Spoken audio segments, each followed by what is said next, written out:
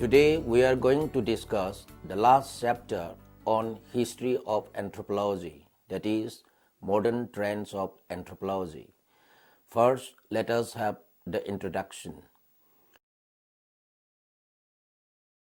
Anthropology is the most liberating of all the sciences. Over the last 100 years, and especially during the last 50 years, it has consistently tried to liberate us from many fallacies and misnomers. It has successfully exploded the myth of the social and cultural superiority.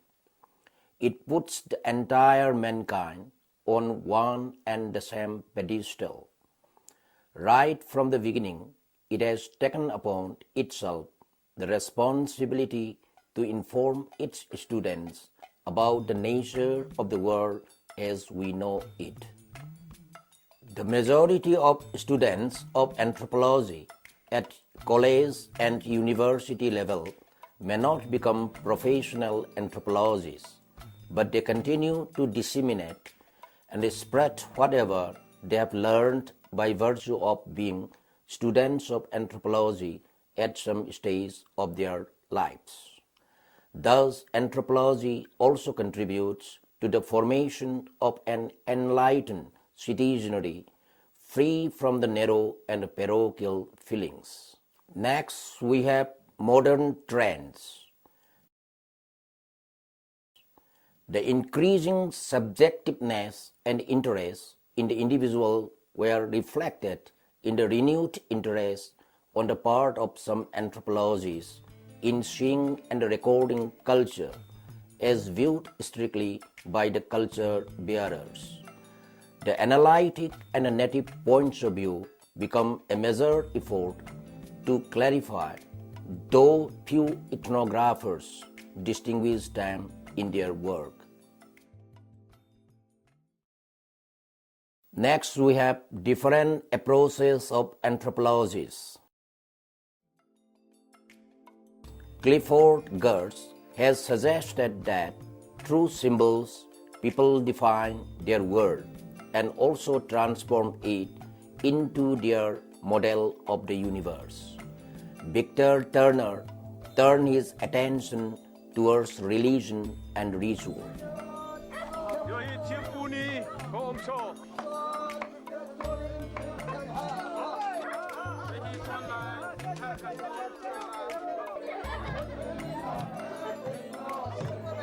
He analyzed ritual symbols as factors in social action. He believes that symbols must be studied within a particular cultural context, and his work is carefully empirical, based on fieldwork, aimed at understanding what the symbols mean to the members of the society. Next, we have different approaches of anthropologists. Clifford Geertz has suggested that through symbols, people define their world and also transform it into their model of the universe. Victor Turner turned his attention towards religion and ritual.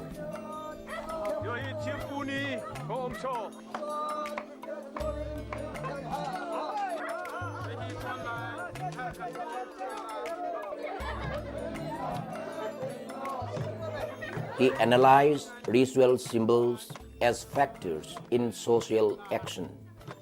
He believes that symbols must be studied within a particular cultural context, and his work is carefully empirical, based on fieldwork, aimed at understanding what the symbols mean to the members of the society. Next, we have structural functional approach.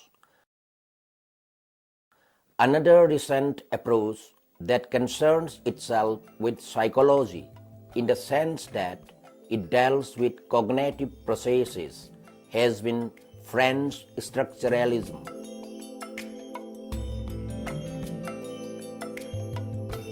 Pioneered by Claude Lévi-Strauss. As used by Lévi-Strauss, Structuralism means a search for deep, unafferent, innate structures of a psychobiological nature, universal to all human beings.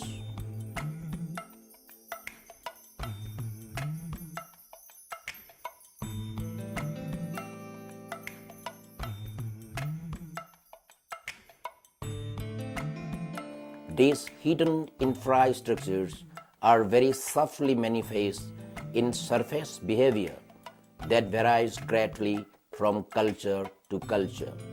He believes that transformation is more readily performed in some areas than in others.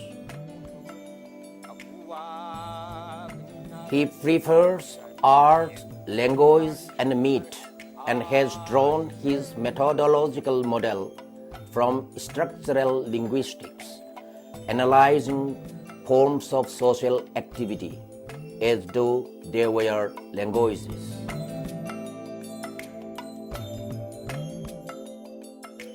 A notable theoretical shift in American anthropology in the 60s was a return to an interest in cultural causation. Search for regularities from which could be derived generalizations about human behavior.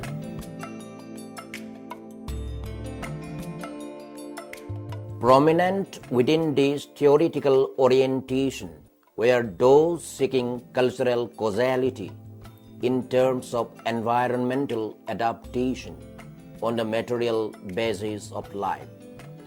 Both are cultural materialist strategies with techno-economic or techno-environmental factors as the independent variables.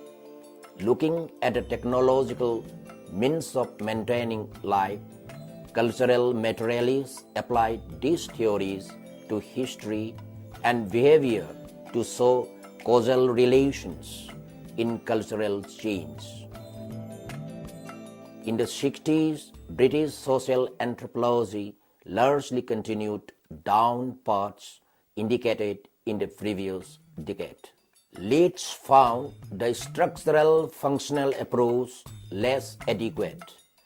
In an important article, Rethinking Anthropology, 1961, he declared that Radcliffe Brown's type of comparative sociology was like butterfly collection, and then compared the types of shape, size, color, or whatever categories the collection might impose. To Lees, such typology was meaningless for explanation because data was forced into analytic categories that might have no correspondence with reality categories like patrilineal and matrilineal to suit the classes, not those so classified. Next, we have cultural materialist approach. In American anthropology, the return to the concept of evolutionism is seen again. Leslie White, 1900 to 1975, a professor at the University of Michigan, has concluded that evolutionism was not wrong in theory, only in data, and that cultural evolution was just as real and demonstrable as biological evolution. The change from simple to complex with greater specialization of the pairs was just as real in cultural development as in physical. But the problem was to find a universal standard of measurement. He suggests that anthropology is properly the science of culture and call it culturology. He emphasized the importance of human uses of symbols and symbolization, which he pointed out made possible the cultural mode of adaptation. He is classified with Durkheim and Grover as a superorganist. Julian Stewart, turned from a particularist orientation to greater generalization. He proposed a search for limited regularities and suggested that anthropologists look for parallel changes in form and function occurring in similar environments to see whether any causal principles could be found. Stewart compared developments in the Old World and areas of the New World where cultivation had led to urban developments. He found discernible regularities and developmental sequences broadly similar from earliest farming communities to conquest empires. He called his formulation multilinear evolution.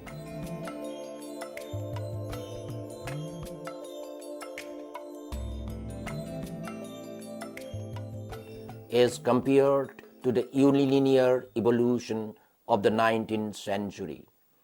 Stewart argued that human societies must react to environment and in the course of adapting to environment. They introduce a superorganic element that is culture. Stewart, seeing culture as a means of adaptation to environment, proposed the study of cultural ecology, the relationships among environment, the human organism present, and the superorganic element culture. Cultural ecology or cultural anthropology has often new vistas of research into the multifaceted relationships between culture and ecosystems.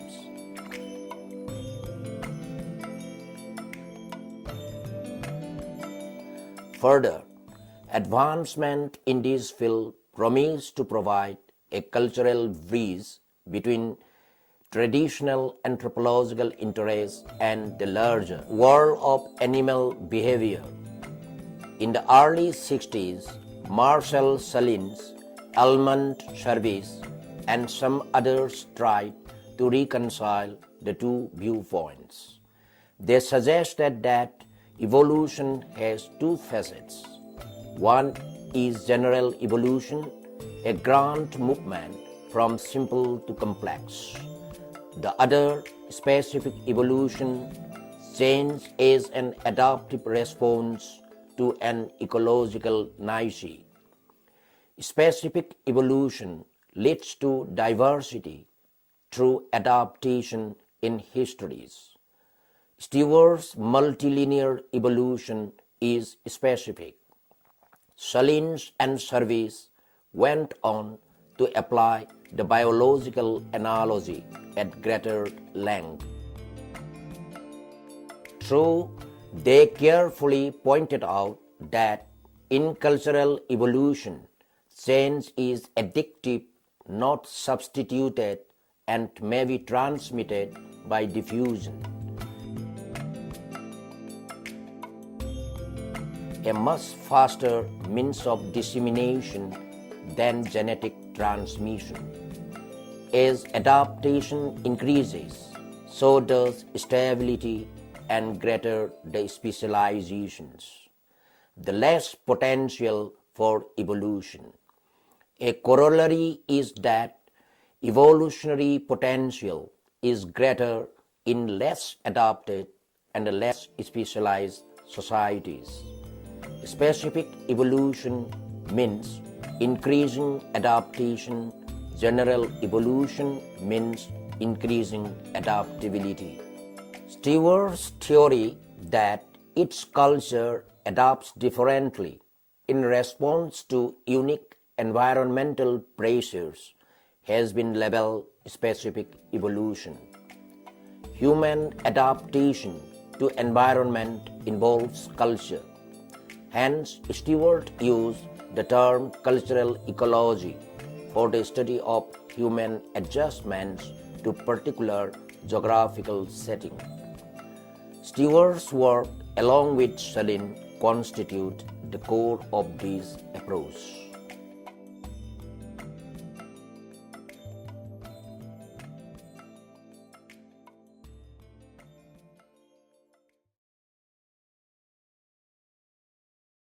After discussing on the facts and figures mentioned above, now let us draw the conclusion. Anthropology from the very beginning is a discipline with tremendous diversity. It regulates the past and the present of man and tries to anticipate his future. The subdisciplines of anthropology have been designed to explore human biology, culture, and language from the origin. Anthropology keeps together several subdisciplines that work jointly in spite of their differences. But the integration of the subject is not lost at all. It continues to be a distinct discipline and tries to understand a man in totality.